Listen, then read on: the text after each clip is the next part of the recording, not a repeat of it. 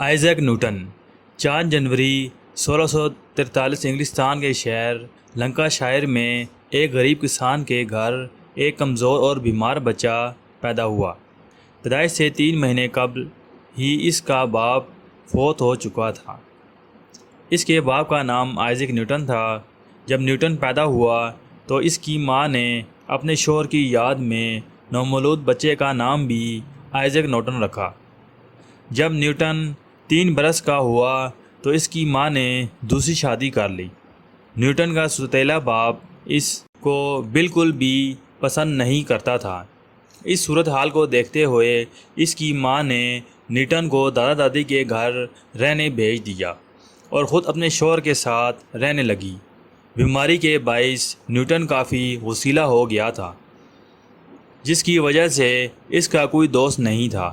وہ اکیلا بیٹھ کر چاند ستاروں کے بارے میں سوچتا رہتا۔ نیوٹن خرابی صحت کی وجہ سے 12 برس کی عمر میں اسکول داخل ہوا۔ پڑھائی میں اس کا دل نہیں لگتا تھا اور ہر وقت اسکول میں کسی نہ کسی سے جھگڑتا رہتا تھا۔ روز روز کے جھگڑوں سے تنگ آ کر ماسٹر صاحب نے اسے اسکول سے نکال دیا۔ اسی دوران نیوٹن کا سوتیلا باپ بھی مر گیا، جس کے بعد وہ اپنی ماں کے پاس آ کر رہنے لگا۔ شوہر کی وفات کے بعد نیوٹن کی ماں نے گھر کا خرچہ چلانے کے لیے نیوٹن کو کھیتی باڑی کے کام پر لگا دیا، لیکن اسے پڑھنے لکھنے کا شوق تھا۔ وہ چھپ چھپ کر کتابیں پڑھا کرتا تھا۔ ایک دن اس کے چچا نے اسے کتابیں پڑھتے ہوئے دیکھ لیا۔ انہوں نے اس کی ماں سے کہہ کر ایک بار پھر اسی اسکول میں داخل کروایا۔ نیوٹن اسکول جانے سے پہلے یہ عہد کر چکا تھا کہ وہ پڑھائی میں سخت محنت کرے گا۔ دل لگا کے پڑھنے کی وجہ سے بہت جلد اس کا شمار اسکول کے ذہین طلباء میں ہونے لگا۔ اسکول کی تعلیم مکمل کرنے کے بعد اسے کالج میں داخلہ مل گیا۔ کالج کی فیس اور کتابیں خریدنے کے لیے اسے پیسوں کا انتظام خود ہی کرنا پڑتا تھا۔ اس کے لیے اس نے کالج کے امیر طلباء کے ذاتی کام کاج کرنا شروع کر دیے۔ اپنی محنت کی وجہ سے اس کو اس کا اسکالرشپ ملی اور پھر وہ سارا وقت پڑھائی پر صرف کرنے لگا۔ یہیں سے اس کی کامیابی کا دور شروع ہوا۔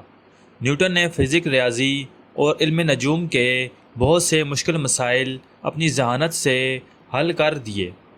ایک روز وہ سیب کے درخت کے نیچے بیٹھا تھا کہ اس کے قریب سیب آ کر گرا، جسے دیکھ کر نیوٹن سوچ میں پڑ گیا کہ اگر یہ سیب زمین کی طرف اسی سمت میں گرے اور گرتا چلا جائے تو تقریباً زمین کے مرکز سے ہو کر گزر جائے گا۔ زمین پر سیب گرنے کا سبب نیوٹن نے کشش ثقل بتایا اور یوں کشش نقل کا نظریہ ایجاد ہوا۔